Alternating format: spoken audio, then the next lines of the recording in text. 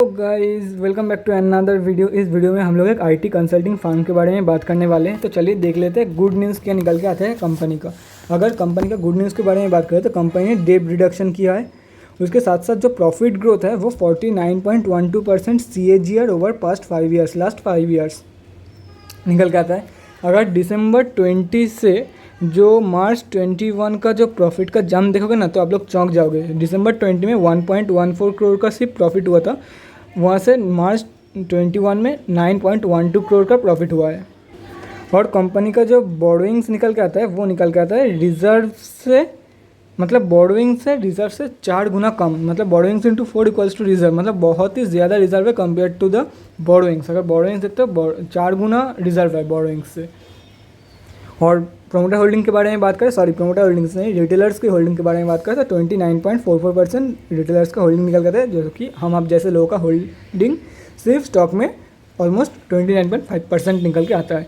Delivery percentage के बारे में बात करें तो 79% CNC में लोग माल घर लेके गए हैं। आप लोगों को दिखा दूंगा बाकी चार्ट के माध्यम से, लेकिन ये रहा इस कंपनी का मेन फंडामेंटल्स। अगर उसके बाद जो मैं सिर्फ ये बात नहीं है कि मैं प्रोज ही बता रहा हूँ, कॉन्स भी बता रहा हूँ, जो मेजर कॉन्स है, जो मेजर प्रोज है वो तो मैंने बता दिया। इसके बावजूद कंपनी में बहुत कुछ अच्छा है, लेकिन जो मेजर चीज़ है, मेन चीज़ें है, मेन थिंग्स है वो मैंने बता दिया आप लोगों को। लेकिन जो मेजर इसका जो मेन डाउन साइड है वो है 97.24% होल्डिंग, मतलब प्रोमोटर्स का होल्डिंग प्लेज हो रखा है। 97.24% प्रोमोटर का होल्डिंग प्लेज हो रखा है। ये इतना बड़ा कुछ इशू नहीं है compare to this all this good news, लेकिन ये इशू हो सकता है। मुझे पर्सनली लगता है कि यह जो इशू है, कंपनी अगर प्रॉफिटेबल रहती है, ऐसे प्रॉफिट अगर जून के क्वार्टर में भी लगातार ऐसे प्रॉफिट देते रही कंपनी, तो आराम से जो प्रोमोटर है वो अपने प्लेज होल्डिंग को छुड़ा लेंगे और कंपनी प्लेज फ्री हो सकती है। तो चलिए चार्ट के माध्यम से जो लेवल्स निकल कर आता है वो भी एक बार देख लेते हैं कंपनी का, और क्या लॉन्ग टर्म के लिए अच्छा रहेगा कि नहीं वो मैं फंडामेंटल्स दिखाने के बाद ही बोलूँगा आप लोगों को। ये जो मैंने फैक्ट्स बोला है ये सब मैं आप लोगों को एकदम दिखाऊंगा, लेकिन चार्ट के एनालिसिस करने के बाद। तो चलिए देखते हैं चार्ट में क्या निकल के आता है कंपनी का बेस्ट एंट्री पॉइंट और टारगेट्स। जैसे कि आप लोग देख सकते हो कंपनी का नेम है बोध श्री कंसल्टिंग लिमिटेड, BSE का डेली चार्ट खोला हुआ है ये। अगर कंपनी फ़िलहाल ये 46 रुपीज़ के अराउंड ट्रेड कर रही है। अगर फ्राइडे के बारे में बात करें तो ऑलमोस्ट 3% अप था, 3.01%, मतलब ऑलमोस्ट 3% अप था कंपनी। एक चीज़ अगर आप लोग नोटिस करोगे स्टॉक में तो देख सकते हो ऑलमोस्ट सारे के सारे सब कुछ ही रेड है स्टॉक में, मतलब सेलिंग मैक्सिमम लेवल पे होता है इस स्टॉक में। उसके बावजूद एक अच्छी बात है स्टॉक में कि कंपनी ये जो सपोर्ट एरिया है इससे नीचे नहीं जाती है, इसके अराउंड बाई करके आप लोग चल सकते हो। और टारगेट रहेगा एटलीस्ट 51.45, क्योंकि एक बार ये हुआ है फिर से नीचे गया, फिर से 51.45, फिर से नीचे गया, फिर से 51.45, मतलब ये कंटिन्यूस पैटर्न है इनका। आप लोग आराम से स्विंग ट्रेड ले सकते हो 28 रुपीज़ के लेवल में। 28 रुपीज़ के लेवल में बाउंस बैक के टाइम बाई करना। अगर जो लोगों ने, मतलब मान लो कि मैं यहाँ पे आप लोगों को स्टॉक रिकमेंड कर रहा हूँ कि 28 रुपीज़ के लेवल्स में बाई करके चल सकते हो। यहाँ पे अब मैंने वीडियो बनाया, स्टॉक फिर से बहुत लोग यहाँ पे बाई करके चले गए। लेकिन अगर ये स्टॉक पूरा नीचे गिर जाता, बाउंस बैक होता ही ना, तो आप लोग फंस सकते थे।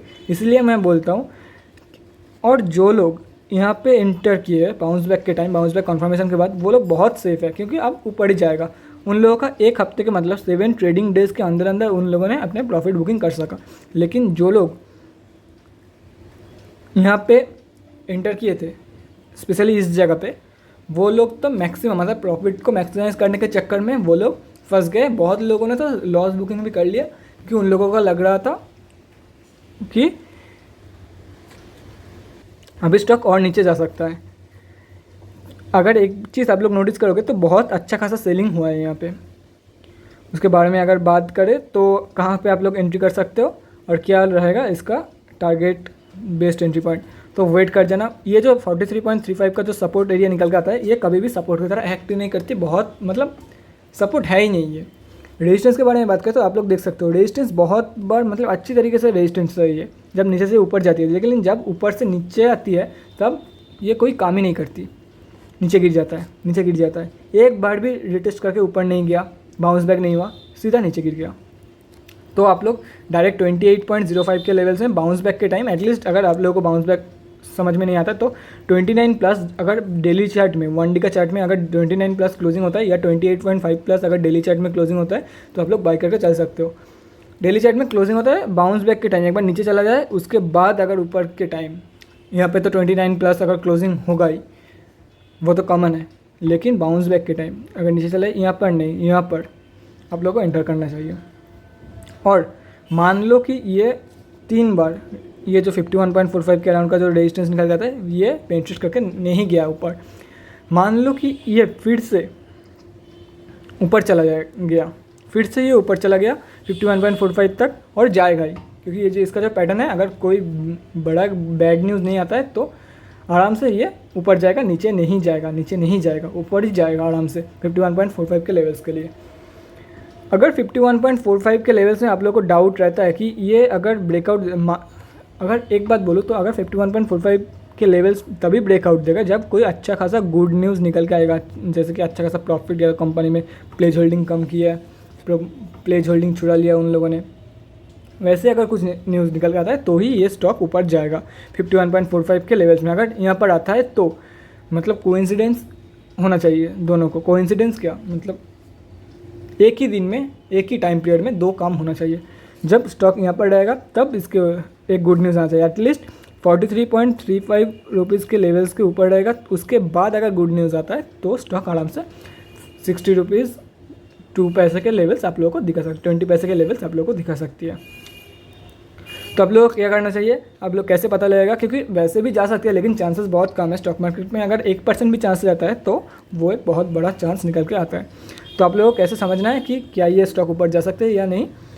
आप लोग एक चीज़ नोटिस करोगे तो आप लोगों को बहुत बार एग्जिट करने का मौका दिया जाता है स्टॉक में। अगर आप लोग 28 रुपीज़ में बाई करते हो, 30 रुपीज़ पकड़ लेते हैं, 30 रुपीज़ में बाई करते हो, तो अगर आप लोग 45 रुपीज़ में भी सेल करते हो तो भी आप लोगों का प्रॉफिट ही होगा।